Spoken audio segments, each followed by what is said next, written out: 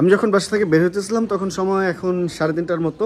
আর একটা খবর পাইলাম একটু আগে, হচ্ছে যে R15 এবং MT-15 এর উপরে ফ্রি সার্ভিসের একটা ক্যাম্পেইন চলতেছে ইয়ামাহাতে। এর মধ্যে হচ্ছে 15টা পয়েন্টের সার্ভিস দেওয়া হবে, যেমন চেন অ্যাডজাস্টমেন্ট, বল রেসার, এই ধরনের মোট 15টা যে পয়েন্ট আর কি। আর চলতেছে হচ্ছে কি যেন একটা শুনলাম, পার্টসের উপরে একটা ডিসকাউন্ট আর ইয়ামাহা লুবের উপরে ডিসকাউন্টটা হচ্ছে 10%।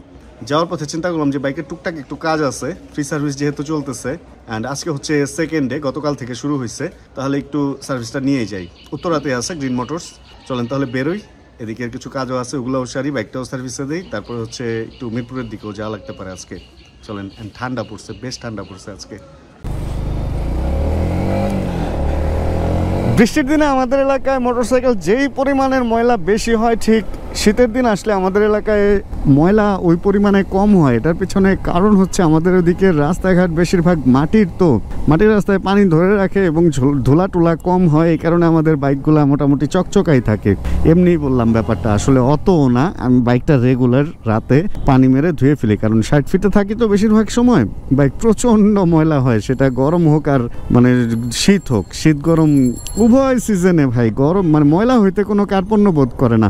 এই হলো বাইকের অবস্থা। যাই হোক, উপরের রূপটা বাইকের যেমনই হোক চাই না হোক, ভেতরের রূপটা যাতে বাইকের ভালো থাকে। উপরের রূপ আপনি চাইলে কালার করে ফেললেই বাইক নতুন হয়ে যাবে, কিন্তু ভেতরের রূপ যদি নষ্ট হয় ওটার পেছনে অনেক খরচ যাবে এবং ওটা রেগুলার দেখা যায় না। তো বাইরে থেকে দেখলে দেখা যাবে বাইকটা কত স্মুথ চলে যাইতেছে, কিন্তু না, যে চালাবে সে বুঝবে যে বাইকটা আসলে স্মুথ আছে কি নাই। আর এই জন্য অবশ্যই সময় মতো বাইকের সার্ভিস দেওয়া লাগবে। যখন যে জিনিসটার সার্ভিসের সময় তখন ওই জিনিসটা সার্ভিস দিয়ে দিবেন, তাহলেই মোটামুটি সবকিছু ঠিকঠাক থাকবে বাইকের। আর তা না হলে ওই যে উপরে দিয়ে ফিটফ্যাট, ভেতরে দিয়ে সদরঘাট, কিছুদিন আগে একটা ভিডিও বানাইছিলাম রাস্তা নিয়ে, বাইকের অবস্থা অমন হলে চালায় মজা পাবেন না।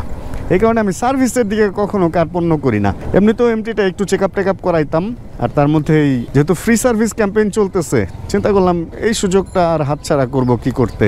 আচ্ছা, এটাই হচ্ছে গ্রিন মোটরস। আর আমি জানি না ওনাদের সার্ভিস সেন্টারটা কি এইখানে নাকি অন্য কোথাও। আমি শুনছিলাম যে একটু আশপাশে কোনো জায়গায়। আচ্ছা, গিয়ে খোঁজ নেই, খোঁজ নিয়ে তারপরে আপনাদেরকে জানাইতেছি যে আসলে সার্ভিস সেন্টারটা কোথায় বা কি। অ্যান্ড একটা মজার ব্যাপার হচ্ছে, এই শোরুমের মালিক আমার পরিচিত ভাই ব্রাদার। এখন যেটা করতে হবে, এখানে বাইক পার্কিং করতে তো আমার বিশাল ঝামেলায় পড়তে হইতেছে অটোর জন্য। ভাই, অটো একটা বিশাল আতঙ্ক হয়ে দাঁড়িয়েছে ঢাকা শহরে, বিশাল আতঙ্ক। এই আতঙ্ক থেকে বেরোইতে, ভাই একটু সাইড দেন না, এই আতঙ্ক থেকে বেরোইতে খবর আছে যে হারে বাড়তেছে, যে হারে অনিয়ম বাড়াইতেছে ওরা। মানে রংবাজির একটা ব্যাপার ছিল না, এখন রোডে ওদেরকে দেখলে রংবাজ মনে হয়। দেখি তসলিম ভাই আছে কিনা নাকি নাই। আসসালামু আলাইকুম ভাই, আপনাদের সার্ভিস সেন্টারটা কোথায়? 14 নম্বর সেক্টর 20 নম্বর। ওই যে ঠিকানা দেওয়া আছে। তসলিম ভাই আছে ভিতরে? আছে? আসে না এখনো? ও সার্ভিস সেন্টার, আচ্ছা ওখানে গিয়ে আমি ফোন দিব। এক কাজ করি, ঠিকানাটা লিখে নিয়ে যাই, মানে ছবি তুলে নিয়ে যাই, তাহলে ইজি হবে। ওকে ভাইয়া, 14 নম্বর সেক্টরটা কোন দিকে? কেমন আছেন? সার্ভিসে? হ্যাঁ।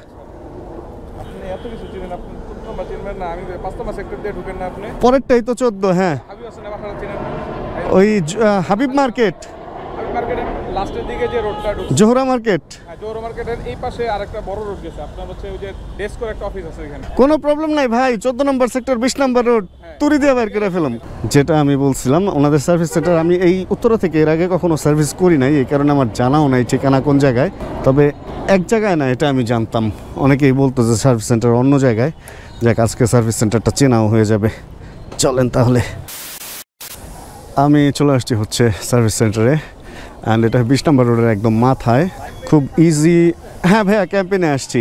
খুব ইজি একটা ব্যাপার। আমি ম্যাপে সার্চ করছিলাম, অ্যান্ড ম্যাপে সার্চ করে চলে আসতে পারছি সার্ভিস সেন্টার উত্তরা দিয়ে। ইয়ামাহা সার্ভিস সেন্টার উত্তরা দিয়ে সার্চ করে দেন, চলে আসতে পারছি। আচ্ছা যাই হোক, বুকিং মনে হয় ব্যাপার আছে। আচ্ছা, এই সার্ভিসটা করাইতে হলে আগে থেকে সিরিয়াল দিয়ে আসতে হয় না, এটা হলো মজার ব্যাপার। জাস্ট এসে এখানে এন্ট্রি করে দেন সার্ভিসে দিয়ে দিলেই হবে। আচ্ছা, আসার পরে হচ্ছে ভাইয়া ক্যাম্পেইনের জন্য আমার বাইকটাকে রেজিস্ট্রেশন করতেছেন ভাইয়া। ও, অটো লাগবে। কত কিলো চললো এটা? ওরে, অনেক কিলো চালায় ফেলছি তো, 2900 কিলো অলরেডি। খুব অল্প সময় ভাইয়া অনেক চালায় ফেলছি। আচ্ছা, আমার এন্ট্রি হচ্ছে ডান হয়ে গেছে। ফোন নাম্বার দেওয়া আছে এখানে, এই জন্য আমি ক্লিয়ার দেখাইতেছি না, তাহলে আমার ফোন নাম্বার ফ্ল্যাশ হয়ে যাবে। আসসালামু আলাইকুম ভাইয়া, ভালো আছেন? হ্যাঁ ভাইয়া, ভালো আছি। আমাদের বস ক্যাম্পেইন চলছে। জি ভাইয়া। আপনি ক্যাম্পেইন সার্ভিসটা নিয়েছেন? হ্যাঁ হ্যাঁ। অনেক ধন্যবাদ আপনি আসছেন। আমি একটু লেট করে ফেলছি, আমি গতকালই আসতাম, আজকে আসলাম। ভাইয়া guys and golden for thank you আপু।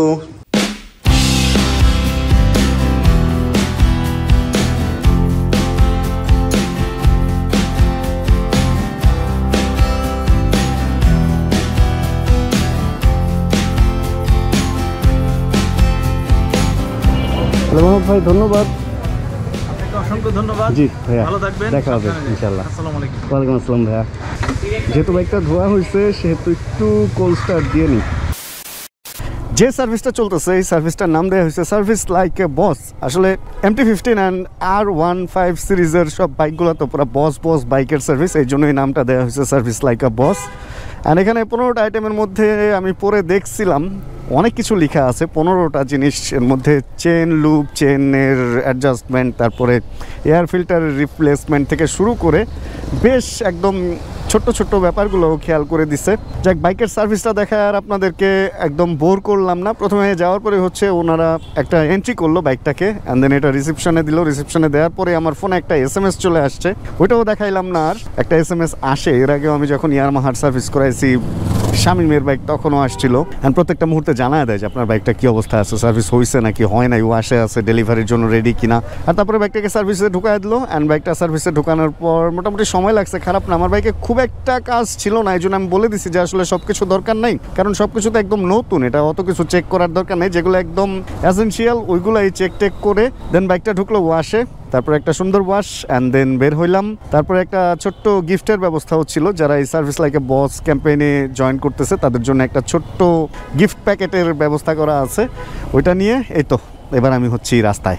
এবার চলেন আমরা নর্মাল মোটো ভ্লগিংয়ে আবার ফেরত আসি। Service done. অ্যান্ড আসলে আমি এত সার্ভিসের ভিডিও দেখাইছি আমার লাইফে, এখন এই জন্য ওই নিখুঁতভাবে ভিতরে ভিতরে কোন জায়গায় কি হইতেছে ওইগুলো আর আসলে দেখায় আপনাদের পাকাইতে চাই না। আর যখন আবার বাইকের কোনো বড় ধরনের প্রবলেম হবে, যে জিনিসটার কারণে যে দেখবেন যে কোনো একটা আপনি বাইক চালাইতেই প্রবলেম করতেছেন, এই ধরনের যদি প্রবলেমে পড়ি তাহলে অবশ্যই ওগুলো আবার আপনাদেরকে একদম ইন ডিটেল দেখানোর ট্রাই করবো। ঠান্ডা পড়া কিন্তু শুরু হয়ে গেছে, এখন মোটামুটি একটু একটু ঠান্ডা লাগা শুরু হয়েছে। একদম যে জ্যাকেট পরছি দেখা বাইচে যাইতেছি একদম তা না ব্যাপারটা। আর ভাই অটোরিকশার ভিড় ভাড়টায় দুনিয়াটা পুরো জীবনটা অতিষ্ঠ হয়ে যেতেছে। কালকে গেছিলাম কোনো একটা কাজে একটু ঢাকার বাইরের অবস্থা মানে আরও বেশি খারাপ। জেলা শহরগুলোতে অটোরিকশার কি যে একটা বাজে অবস্থা হয়েছে। আরেকটা ব্যাপার হচ্ছে রাজশাহীতে দেখছিলাম, রাজশাহীতে অটোরিকশার ব্যাপারটা একটু অন্যরকম ছিল। যাক, এখন রাজশাহীর অবস্থা কি কে জানে। আমি যখন গেছিলাম তখন তো গ্রিন সিটি বা এই ধরনেরই করতে যায় ওইখানে সিএনজিএন এগুলো মনে হয় চলতো না দেখছিলাম। এখন ওই অটোর রাজ্য যে কোন রাজ্যে রূপ নিচ্ছে আল্লাহ ভালো জানে, যাইতে হবে এর মধ্যে একবার। আচ্ছা চলেন আমরা এদিক থেকে বের হই। আমার সাথে শুভের যোগাযোগ হয়েছে, কারণ উনি আজকে একটু ব্যস্ত কোনো একটা কাজ নিয়ে, আমাকে বলছিল একটু বাইক ফেরিতে পারলে সময় দেওয়ার জন্য। চলেন ওইদিকে একটু যাই। আর আমি চাইলেও বাইরে থাকতে পারবো না, আবার রাতেই আমাকে ব্যাক করতে হবে, কারণ মার শরীরের অবস্থাও খুব যে ভালো যাইতেছে তা না। সব মিলায় এই আসলে একটু চাপের মধ্যে যাইতেছে দিনকাল। প্রত্যেক দিন বের হইতে হইতেছে, চাইলেও মিরপুর থাকতে পারতেছি না, আবার উত্তরা ব্যাক করতে হইতেছে। প্রেশার বেশ প্রেশার যাইতেছে। সার্ভিস লাইকে বস খাবো এখন আমরা এখানে বৈশা। আমি আস্তে আস্তে শুভ ভাই অলরেডি বের হয়ে গেছে, খুব বেশি সময় লাগে নাই, মোটামুটি আসতে 1 ঘন্টার উপরে লাগছে। আমার এরকমটা মনে হইলো কি যে একটা জ্যামের সিজন শুরু হইলো। মানে ভাই আমি জানি না অটোরিকশার কারণে কিনা রাস্তায় চলাফেরা মুশকিল হয়ে দাঁড়াইছে, একদম বন্দি জীবনের মতো লাগে। অল টাইম একটা ভয়ের মধ্যে থাকতে হয়, কখন লোহার বার আইসা বাম্পার আইসা আমাদের সাথে গুতা লাগে। ভয়ে যাক শেষ পর্যন্ত এখানে আসতে পারছি। দেখি শুভের জন্য একটু ওয়েট করি, আশপাশেই কোনো জায়গায় গেছে, বেশি সময় হয়তো লাগবে না। তারপরে আজকে যদি সব ঠিক থাকে আগে তাহলে আমরা খাওয়া হইতেছে না, ওই যে বারবিকিউ মাছের সাকিব ভাইয়ের ওইখানে, যদি সব ঠিক থাকে খাবো। আর হেলমেট থেকে বাইরে কিরকম কি অবস্থা চেহারার কে জানে। চলে আসছি আপনাদের সামনে এইভাবেই অনেকদিন পর আজকে আবার ক্যামেরার সাউন্ডে একটু ঝামেলা হলো, এই কারণে হচ্ছে বাসায় বসে ভয়েস দিতে হইতেছে। বাসায় বসে ভয়েস না, শুধু আমি বাসায় বসে ভিডিও রেকর্ডিং করতেছি। ব্যাকপ্যারি থেকে বের হয়েছিলাম, বের হয়ে দেখি যে সাউন্ডের অবস্থা খারাপ, এটা এডিট করতে যায় ধরা খাইছে। আর এখান থেকে বের হয়ে হচ্ছে আমি গেছিলাম মোটর অটোতে, শুভের সাথে ওখানে দেখা করলাম। শেষ রাতে অনেক কাস্টমার ঢুকছিল মোটর অটোতে এসে, দেন ওইখানে ওনাদের সাথে সময় দিয়ে আড্ডা দিয়ে তারপরে আবার যখন রেকর্ড করছি সেই একই অবস্থা, সাউন্ড আসে নাই যেহেতু, তাহলে আর ওই ভিডিও নাই দেখাইলাম। এই তারপরে বাসায় চলে আসছি অ্যান্ড অনেক ঠান্ডা ছিল, বেরিবাদ দিয়ে আসছি, অনেক ফাঁকা ছিল, একটু ভয়ে ভয়ে আসছি, বাট অনেক কুয়াশা দেখছি। দেখ তাহলে আজকের ভিডিওটা এখানে শেষ করে দিই। হোপ রাখতেছি ভিডিওটা আপনাদের ভালো লাগছে। ভিডিও ভালো লাগলে প্লিজ একটা লাইক দিয়ে দিন, চ্যানেল যদি নতুন হন প্লিজ সাবস্ক্রাইব করে হয়ে যান আমাদের ফ্যামিলি মেম্বার। জানাবেন কে কোন জায়গা থেকে ভিডিও দেখছেন। তার দেখা হচ্ছে আবার সামনে কোনো নতুন ভিডিওতে। আর যতক্ষণ পরবর্তী ভিডিও নিয়ে আমি নিয়ে আসতেছি ততক্ষণ ইনশাআল্লাহ আমরা থাকবো ভালো, আমরা থাকবো সুস্থ, এবং ইনশাআল্লাহ আমরা করতে থাকবো chill bro. Check the mic and make sure it sound right, boys.